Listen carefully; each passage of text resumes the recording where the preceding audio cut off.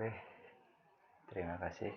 Selamat berjumpa kembali. Pada video sebelumnya saya sudah menjelaskan tentang bagaimana cara untuk analisis jam puncak pada simpang maupun ruas.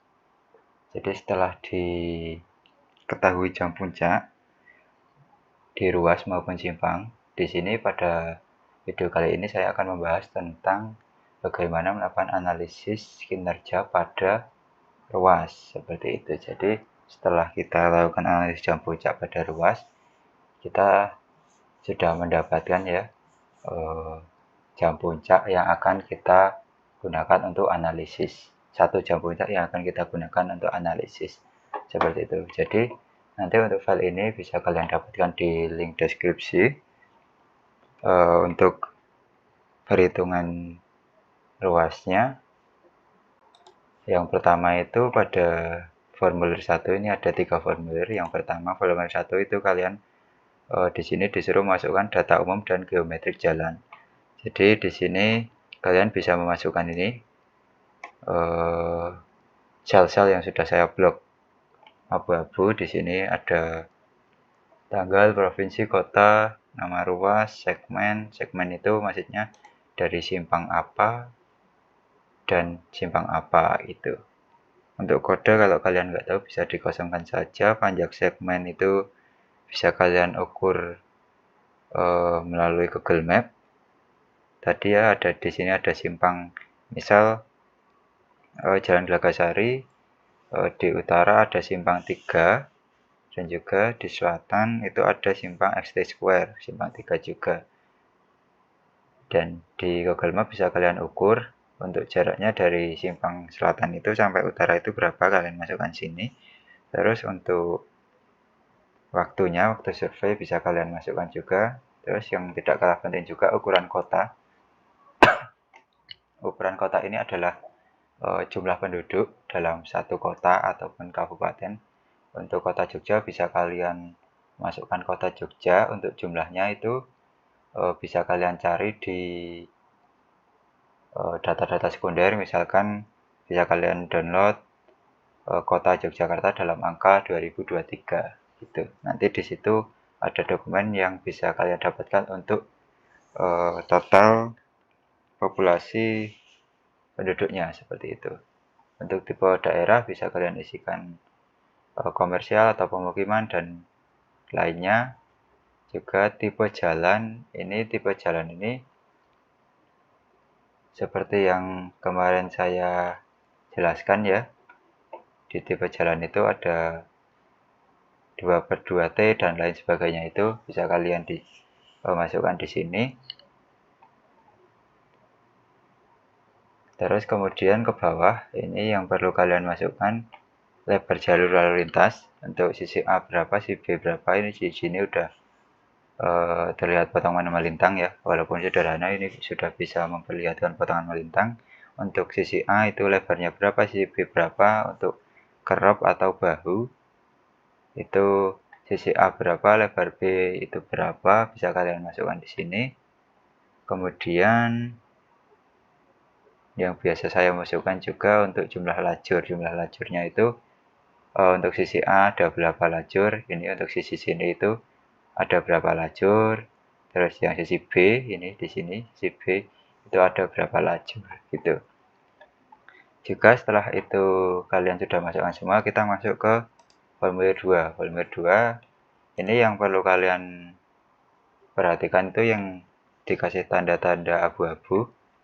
Itu yang pertama kalian bisa cek untuk EMP-nya ya. EMP-nya itu di sini ada mobil penumpang, sepeda motor, dan kendaraan berat atau kendaraan sedang. Gitu. Kemarin sudah diajarkan cara mencari EMP-nya. Di sini juga sudah ada tabelnya, nanti kalian masukkan saja di sini.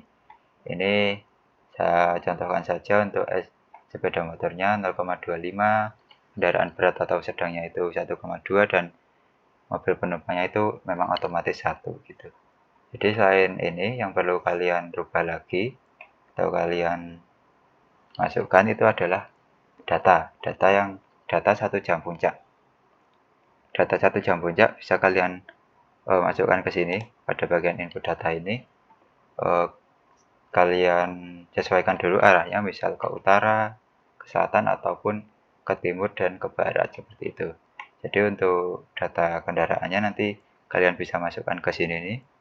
Untuk ke utara itu sepeda motornya berapa, mobilnya berapa, dan kendaraan besar atau sedangnya itu berapa. Juga sama saja yang bagian ke selatan gitu. Ini bisa kalian dapatkan di yang kemarin kalian cari untuk di file analisis jam puncak. Ini contohnya ada salah satu file analisis jam puncak Jalan Airlangga Mojosari. Ini di Jawa Timur. Ini sudah, setelah kalian input datanya di sini, input datanya di sini, maka kalian akan mendapatkan jam puncak yang kalian kemarin kasih tanda. Misal di sini ada yang terbesar ini 2853,3 SMP per jam. Jadi kalian tanda di sini, dan untuk arah utara yang kalian masukkan adalah data ini. Data ini memang agak berbeda kode ya. Untuk MC itu adalah sepeda motor, LV adalah mobil penumpang, dan HV adalah kendaraan sedang ataupun besar, dan UM itu adalah kendaraan tak bermotor. Namun pada dasarnya ini sama saja, hanya berbeda kode saja ataupun penamaan gitu. Nanti untuk misal ke arah utara kalian masukkan ini, dan ke arah selatan kalian bisa masukkan ini gitu. Kita kembali lagi ke file tadi. Ini bisa kalian masukkan di sini. Memang di sini tidak memasukkan kendaraan tak bermotor. Untuk kendaraan tak bermotor itu memang nanti masuknya di klasifikasi hambatan samping, bisa digunakan untuk klasifikasi itu. Jadi ya di sini yang kita masukkan hanya motor, mobil, dan juga kendaraan sedang ataupun besar seperti itu. Di sini mungkin ini saja yang perlu kalian sesuaikan. Untuk di sini memang sudah ngeling ya, namun bisa kalian cermati. Ini adalah kendaraan per jamnya, itu dapatnya dari sini. Nanti dengan satuan kendaraan per jam kita rubah ke SMP per jam seperti itu. Jadi SMP per jam itu ada perkalian antara kendaraan per jam dengan EMP ataupun koefisiennya. Jadi ke belakang itu memang sudah menyesuaikan sendiri dengan rumusnya. Ini bisa kalian cermati. Untuk Q total atau arus total itu bagaimana, biasa kalian cermati. Untuk faktor SMP juga di sini, faktor SMP bisa kalian cermati di sini. Rumusnya adalah ini dia. Terus selanjutnya, setelah ini selesai, kita masuk ke JK3 atau formulir 3. Di sini ada banyak yang perlu dirubah.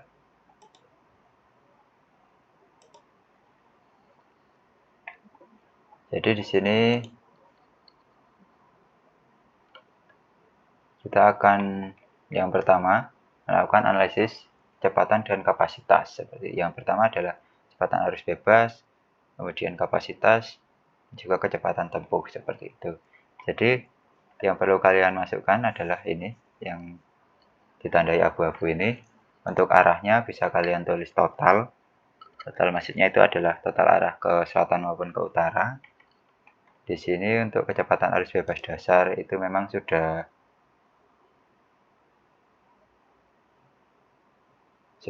ngeling ya, sudah menyesuaikan dengan isian awal. Namun pada dasarnya di sini untuk kecepatan arus bebas dasar bisa kalian dapatkan di PKJI 2023 seperti itu.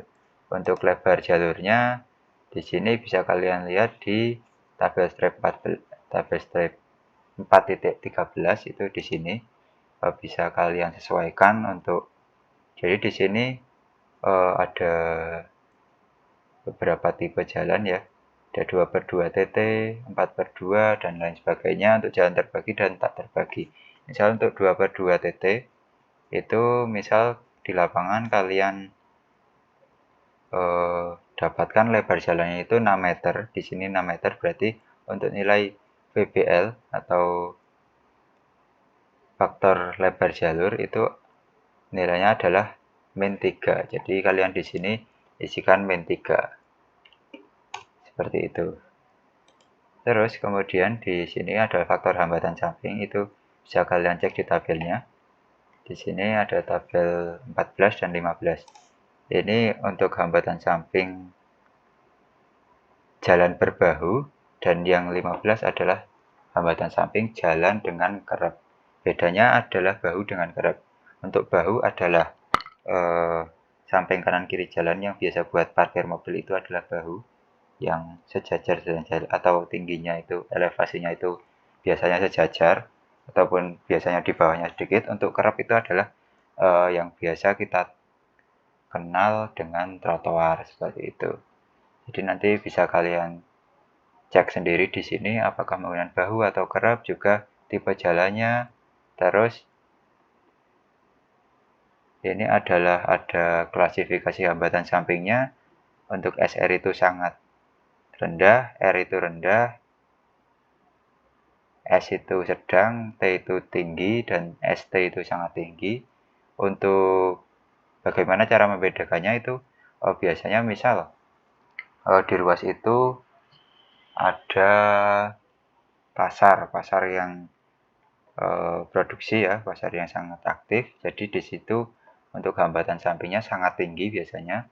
Untuk daerah perkotaan yang memang agak padat itu biasanya tinggi, dan juga yang tidak terlalu padat itu biasanya sedang. Nanti bisa kalian klasifikasikan sendiri. Terus selain itu, selain klasifikasi ini juga kalian bisa bedakan berdasarkan lebar bahu atau trotoarnya. Seperti itu. Di sini ada kurang dari 0,5, 1, 1,5, 2. Di sini juga sama seperti itu. Nanti kalian cek, kemudian kalian masukkan datanya ke sini. Tuh, misal untuk jalan yang saya survei adalah tipe 2/2 TT dengan hambatan samping tinggi dan trotoarnya adalah 1 meter. Berarti di sini yang saya masukkan adalah 0,81. Kemudian untuk ukuran kota itu di sini memang sudah saya buat menyesuaikan depan, namun pada dasarnya ukuran kota bisa kalian lihat di PKJI 2023 berbentuk tabel-tabel seperti ini juga. Seperti itu. Nanti untuk kecepatan arus bebas dasar atau kecepatan arus bebas ini rumusnya adalah penjumlahan dan juga pengkalian, bisa kalian cek sendiri di sini. Untuk kolom 2 tambah kolom 3 dikali kolom 4 dan kolom 5, seperti itu.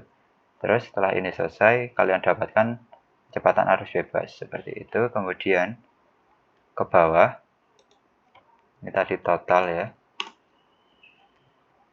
Ke bawah untuk kapasitas dasar itu memang sudah ada dalam PKJI 2023. Bentuknya memang juga tabel-tabel seperti ini. Bisa kalian cek nanti di bagian jalan, analisis jalan perkotaan.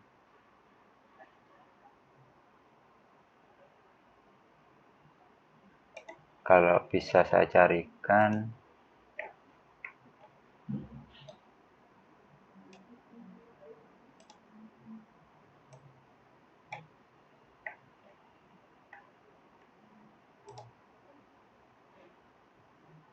jalan perkotaan itu bab 4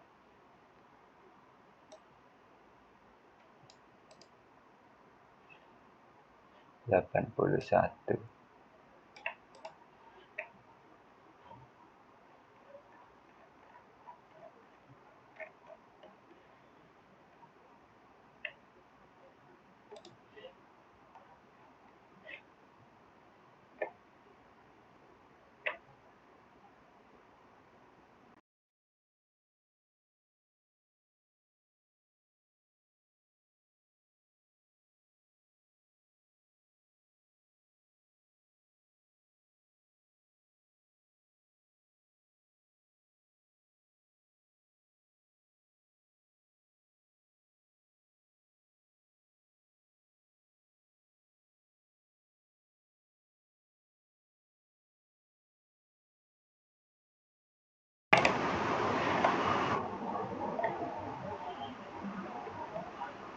Ini ada faktor koreksi ukuran kota, di sini juga ada tipe, dan nanti untuk kecepatan bebas, ini untuk kecepatan bebas dasar, ini tabelnya bentuknya seperti ini. Misal untuk 2/2 TT, kita gunakan rata-rata semua kendaraannya adalah 42. Seperti itu untuk faktor arus bebas dasar. Di sini nanti menyesuaikan jika di sini misal 2/2 TT.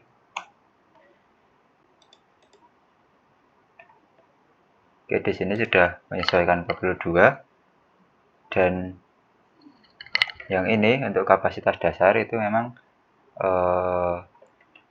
nanti juga menyesuaikan ya. Untuk 2/2 TT itu 2800, untuk misal 4/2 itu biasanya 1700 dikali jumlah lajurnya, seperti itu. Nanti bisa dilihat rumusnya di sini. Terus untuk lebar jalur itu kita lihat tabel 4.3 di sini. Sekalian lihat, misal untuk jalan 2/2 TT atau jalan 2/2 tak terbagi, itu untuk lebar jalurnya misal tadi 6 meter ya jalannya, lebarnya, jadi untuk faktor lebar jalurnya adalah nilainya 0,87. Kemudian untuk pemisah arah itu di sini tabel 4/4 itu biasanya pemisahnya itu kalau memang rata kanan kiri itu memang 50%, 50%. Jadi biasanya itu terbagi rata, jadi nilainya adalah 1. Misal kasus seperti depan jalan UGM, barat bundaran UGM itu memang untuk yang ke timur itu lebih kecil daripada yang ke barat. Itu nanti persennya menyesuaikan di sini. Seperti itu nanti dimasukkan untuk faktornya berapa. Namun secara umum, secara biasanya itu adalah 50%, 50% dengan faktor pemisah arah 1. Kemudian untuk hambatan samping sama seperti tadi, perbedaannya dengan bahu dan juga dengan kerap, dan juga jenis jalan atau tipe jalan, dan juga klasifikasi hambatan samping. Misal tadi dengan kerap lebar 1 meter dan hambatan sampingnya itu tinggi, maka di sini nilainya 0,81. Oke, untuk ukuran kota sama seperti tadi. Sehingga di sini didapatkan kapasitas dari sebuah jalan itu, yaitu pengalian antara faktor-faktor yang tadi di depan itu atau di sini. Nah, ini kita kalikan ketemu ini. Untuk kapasitas jalan dengan misal kita sebutkan Jalan Gelagasari dengan lebar 6 meter dengan tipe jalan 2/2 TT dan juga hambatan samping tinggi, maka mempunyai kapasitas 1696 SMP per jam, seperti itu. Jadi nanti hasil ini kita bandingkan dengan hasil survei, seperti itu. Hasil survei apakah di atasnya ini atau di bawahnya ini, seperti itu. Jadi cara hasil survei, misal ini adalah hasil survei, didapatkan untuk hasil survei itu adalah 363,75 SMP per jam, sehingga untuk derajat kejenuhannya yang biasanya kita buat sebagai pedoman atau ya pedoman, itu adalah pembagian antara arus dengan kapasitas. Di sini ketemu hambatan sampingnya adalah 0,2, seperti itu. Dan juga setelah derajat kejenuhannya ketemu dan 0,2 itu nanti kita lihat untuk kecepatan tempuhnya berapa dan juga panjang segmennya berapa. Seperti itu. Nanti untuk kecepatan tempuh di sini yang diperlukan adalah derajat kejenuhan dan juga kecepatan arus bebas. Jadi di sini kecepatan arus bebasnya adalah 28, derajat kejenuhan adalah 0,2. Di sini juga terbagi yang atas ini untuk tipe jalan 2/2 TT, yang bawah adalah untuk tipe jalan lainnya yang disebutkan di sini. Misal tadi adalah tipe jalannya 2/2 TT dengan derajat kejenuhan 0,8. Ini kita geser di 0,8.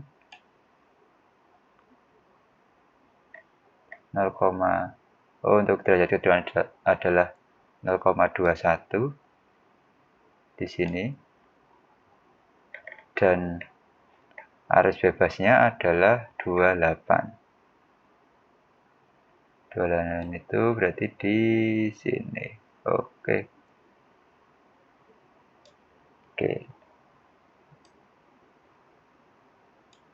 Jadi untuk kecepatan rata-rata ataupun kecepatan tempuh kita dapatkan